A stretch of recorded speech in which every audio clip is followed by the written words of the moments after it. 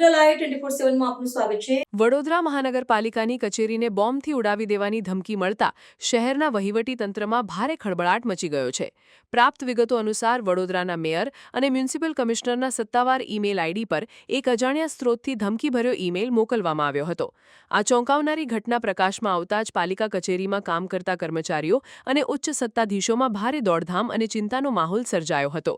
આ સનસનીખેજ ધમકી આતંકી સંગઠન ખાલિસ્તાનના નામે આપવામાં આવી છે, જેણે આ ઘટનાની ગંભીરતામાં અનેક ગણો વધારો કર્યો છે। ઈમેલમાં સ્પષ્ટ ચીમકી આપવામાં આવી છે કે આગામી 18 જૂનથી લઈને 30 સપ્ટેમ્બર વચ્ચેના સમયગાળા દરમિયાન મેયર અને કમિશનરની ઓફિસ તેમજ શહેરની શાળાઓને બોમ્બ બ્લાસ્ટ થકી નિશાન બનાવવામાં આવશે। શાળાઓને પણ ટાર્ગેટ કરવાની વાત હોવાથી વિદ્યાર્થીઓના વાલીઓ અને શિક્ષણ જગતમાં પણ ભય વ્યાપી ગયો છે। ધમકીભર્યો ઈમેલ મળ્યાની જાણ થતાં જ વડોદરા પોલીસના ઉચ્ચ અધિકારીઓ અને સુરક્ષા એજન્સીઓ તાત્કાલિક એક્શનમાં આવી ગઈ હતી। હાલમાં મહાનગરપાલિકા કચેરી સહિતના સંવેદનશીલ સ્થળોએ સુરક્ષા વ્યવસ્થા અત્યંત કડક કરી દેવામાં આવી છે। બોમ્બ ડિસ્પોઝલ સ્ક્વોડ અને ડોગ સ્ક્વોડની ટીમ દ્વારા ખૂણે ખૂણાનું સઘન ચેકિંગ હાથ ધરવામાં આવ્યું છે। આ ઉપરાંત સાયબર ક્રાઇમ વિભાગે પણ ઈમેલ મોકલનારનું આઈપી એડ્રેસ ટ્રેસ કરવા અને આરોપીઓ સુધી પહોંચવા માટે ટેકનિકલ તપાસનો ધમધમાટ શરૂ કર્યો છે। આજરોજ સમા પોલીસ સ્ટેશન વિસ્તારમાં આવેલી નવરચના સ્કૂલમાં એક બોમ્બ થ્રેટનો ઈમેલ મળ્યો એવી અમને માહિતી મળી।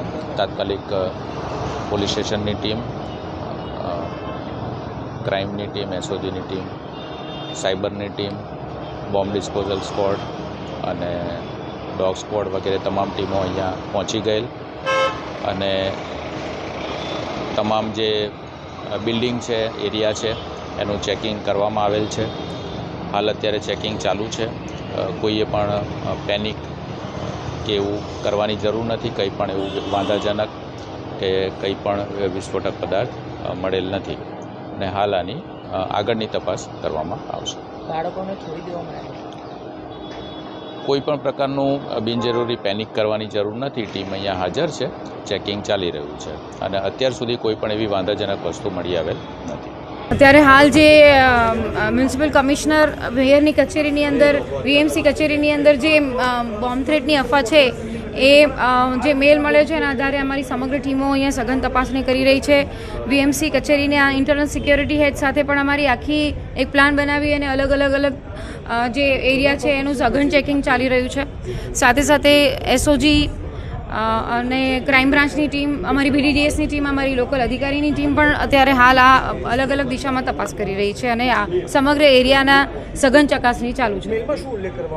મેલની અંદર અત્યારે હાલ કોઈ કાર બોમ્બ મૂકવામાં આવ્યો છે અને એની 3 ને 11 અમે લોકો આ બોમ્બ થ્રેટ કરીને ડિસ્ટ્રોય કર્યું છે એવું લખેલું છે, પણ એનાથી પેનિક થવાની કોઈ જરૂર નથી। અત્યારે હાલ પોલીસ બધા જ આસ્પેક્ટ સાથે રાખીને એની ચકાસણી કરી રહી છે। ભાષામાં ઉલ્લેખ કરવામાં આવ્યો છે એ આખો મેલ સાયબર સેલવાળા જોઈ રહ્યા છે। એમની શું મેલની ભાષા શું છે, ક્યાંથી મોકલાયો છે, એ લોકો તપાસ કરશે।